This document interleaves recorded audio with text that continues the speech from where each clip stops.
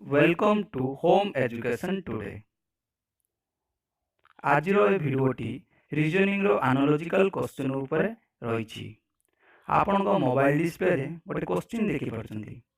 ଯଦି ଏକ୍ଜାମରେ ଏ ଟାଇପ୍ର କ୍ୱେଶ୍ଚନ୍ ଆସେ ତାହେଲେ ଆପଣ କିପରି ଅତି ସହଜ ଓ ସରଳ ଭାବରେ କମ୍ ସମୟ ମଧ୍ୟରେ ଏହାର ଆନ୍ସରକୁ ଆପଣ ବାହାର କରିପାରିବେ ତାର ଟେକ୍ନିକ୍ ଆଜି ମୁଁ ଏ ଭିଡ଼ିଓ ମାଧ୍ୟମରେ ଆପଣମାନଙ୍କୁ ଜଣାଇବି। ଭିଡ଼ିଓଟି ଦେଖିବା ପୂର୍ବରୁ ଯଦି ଆପଣ ମୋ ଚ୍ୟାନେଲକୁ ସବସ୍କ୍ରାଇବ୍ କରୁନାହାନ୍ତି ତାହେଲେ ସବସ୍କ୍ରାଇବ୍ କରନ୍ତୁ, ବେଲ୍ ଆଇକନ୍ ନିଶ୍ଚୟ ଦବାନ୍ତୁ, ସେୟାର କରନ୍ତୁ, ଲାଇକ୍ କରନ୍ତୁ। ଦର୍ଶକ ବନ୍ଧୁ, ମୁଁ ଆଜି ଆପଣମାନଙ୍କୁ ରିଲେସନସିପ୍ ବିଷୟରେ ମୁଁ ଆଜି ଆପଣମାନଙ୍କୁ କହିବି। କେମିତି ଏ ଟାଇପ୍ର ଯଦି କ୍ୱେଶ୍ଚିନ୍ ଆପଣଙ୍କର ଏକ୍ଜାମରେ ଯଦି ପଚାରେ କମ୍ପିଟେଟିଭ୍ ଏକ୍ଜାମରେ, ତାହେଲେ ଆପଣ ଅତି ସହଜରେ ଅତି କମ୍ ସମୟ ଭିତରେ କିପରି ଏକ୍ଜାମ୍ ହଲ୍ ମଧ୍ୟରେ ଅତି କମ୍ ସମୟ ଭିତରେ କିପରି ଆନ୍ସର ଉପସ୍ଥାପନ କରିପାରିବେ ଏକ୍ଜାମରେ, ସେ ବିଷୟରେ ମୁଁ ଆଜି ଆପଣମାନଙ୍କୁ କହିବି। ଚାଲନ୍ତୁ ଷ୍ଟାର୍ଟ କରିବା ଆମର ଆଜି ଏଇ କ୍ୱେଶ୍ଚିନ୍ର ଆନ୍ସର କିପରି ବାହାର କରାଯିବ। ଦେଖ ଦର୍ଶକ ବନ୍ଧୁ, ଏ ଯେଉଁ ରିଲେସନସିପ୍ ଆପଣମାନଙ୍କ ସାମ୍ନାରେ ଅଛି, ଏ ରିଲେସନସିପ୍କୁ ଆପଣ ଅନୁମାନ କରିବେ ଦୁଇଟା ଭାଗରେ ଡିଭାଇଡ୍ କରାଯାଇଛି। ଦୁଇଟା ପାର୍ଟ ଅଛି। ଫାର୍ଷ୍ଟ ପାର୍ଟଟା ହେଉଛି ଆପଣ ଦେଖିପାରନ୍ତି ଏଇଟା ଗୋଟିଏ ପାର୍ଟ ଆସିଛି, ଦେନ୍ ଏଇଟା ଗୋଟେ ପାର୍ଟ ଅଛି। ଏମିତି ଦୁଇଟା ପାର୍ଟ, ଏଇଟା ହେଉଛି ଫାର୍ଷ୍ଟ ପାର୍ଟ, ଏଇଟା ହେଉଛି ସେକେଣ୍ଡ ପାର୍ଟ।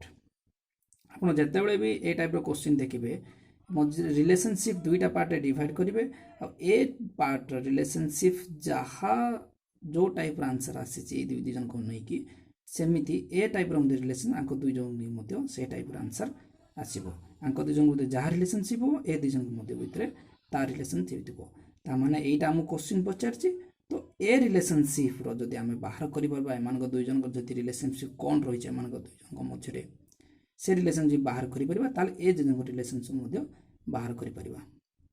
ଏ ଭିଡ଼ିଓଟି ଏ ଆନ୍ସର ଜାଣିବା ପୂର୍ବରୁ ଆପଣମାନଙ୍କୁ ମୁଁ ପ୍ରଥମେ କହିବାକୁ ଯାଉଛି କିଛି ବେସିକ୍ ନଲେଜ୍ ବିଷୟରେ, ମ୍ୟାଥମେଟିକ୍ସର କିଛି ବେସିକ୍ ନଲେଜ୍ ବିଷୟରେ।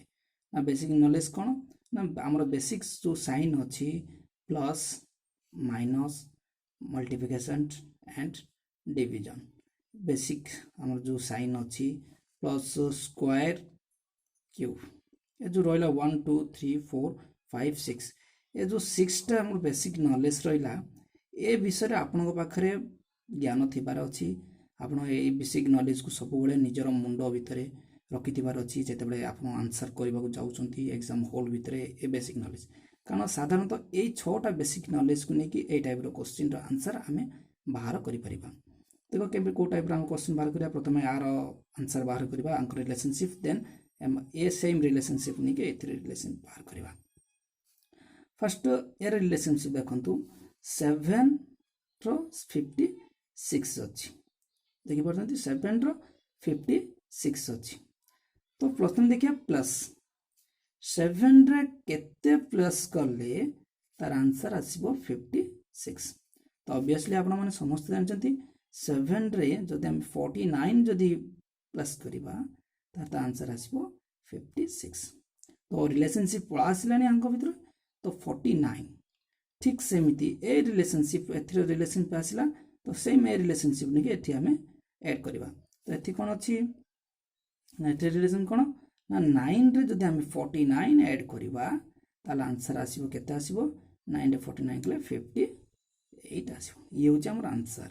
କିନ୍ତୁ ଇଏ ଯେଉଁ ଆନ୍ସର ଆସିଲା ଆପଣ ଦେଖୁଛନ୍ତି ଅପସନ୍ରେ ଅଛି ନା ନାହିଁ ପ୍ରଥମେ ଦେଖିବାକୁ ପଡ଼ିବ। ଏ ଯେଉଁ ଅପସନ୍ 4ଟା ଦେଇଛି ଅପସନ୍ଟା ଅଛି ନା ନାହିଁ ଦେଖିବାକୁ ପଡ଼ିବ। ଅପସନ୍ରେ ନାହିଁ, କାରଣ ଅପସନ୍ ଏରେ 63, ଅପସନ୍ ବିରେ 81, ଅପସନ୍ ସିରେ 90, ଅପସନ୍ ଡିରେ 99। ତ ନାହିଁ, ତାମାନେ ଏଇଟା ଏ ପ୍ରୋସେସ୍ରେ ହେଇନାହିଁ। ଏଇଟା ହେଉଛି ରଙ୍ଗ ପ୍ରୋସେସ୍। ଏ ପ୍ରୋସେସ୍ ଆମେ ଫଲୋ ଭୁଲ ଅଛି। କିନ୍ତୁ ଏଇ ପ୍ରୋସେସ୍କୁ ଟିକେ ଆପଣ ଆଉ ଟିକେ ଟେକ୍ନିକ୍ ଯଦି ୟୁଜ୍ କରିଦେବେ ତାହେଲେ ଏ ପ୍ରୋସେସ୍ଟା ଆପଣମାନେ ଆନ୍ସର ଏ ପ୍ରୋସେସ୍ରୁ ହିଁ ଆନ୍ସର ଆଣିପାରିବେ। ଦେଖ କେମିତି ଏଠି ଆସିଲା 7 ପ୍ଲସ୍ 49।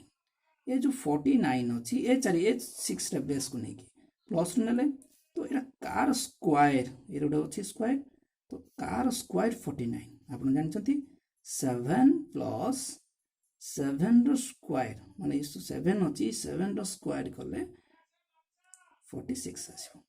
49ଟା ହେଉଛି 7ର ସ୍କୋୟାର।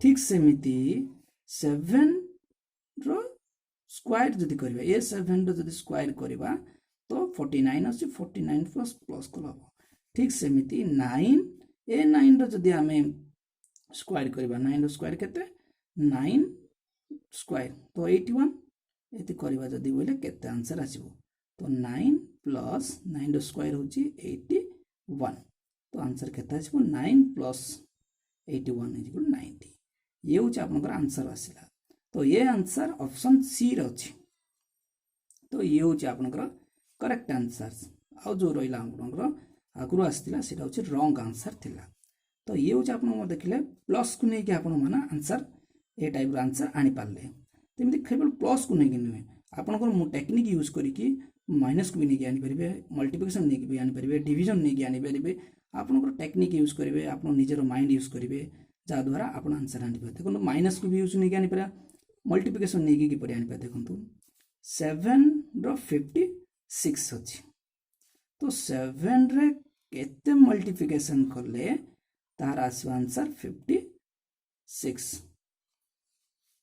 तो 7 रे 7 अछि एठी 7 रो 40 56 अछि तो 7 रे केते मल्टीप्लिकेशन करले आंसर आसीबो 56 तो आपन मन भी जानचंती 7 रे जदी 8 मल्टीप्लिकेशन करबा आंसर आसीबो 56 से रिलेशनशिप रे हम देखिबा से रिलेशनशिप में 9 रे केते जदि आमे मल्टीप्लिकेशन करबा ताला आंसर आसीबो केते गुडा आंसर आसीबो तो एडी 8 मल्टीप्लिकेशन करछि 8 केमिति मल्टीप्लिकेशन करा जाय छी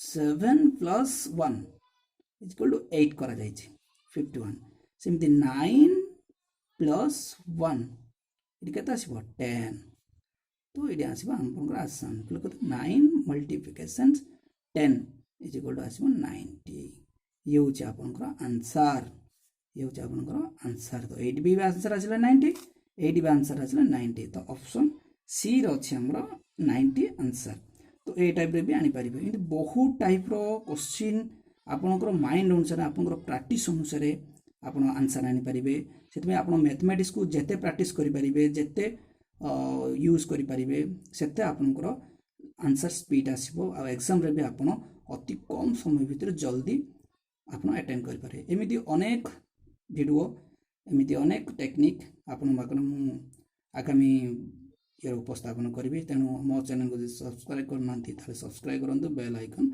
निश्चय दबांतु thank you For more reasoning questions with answer, please subscribe my channel Home Education Today. Thank you for watching.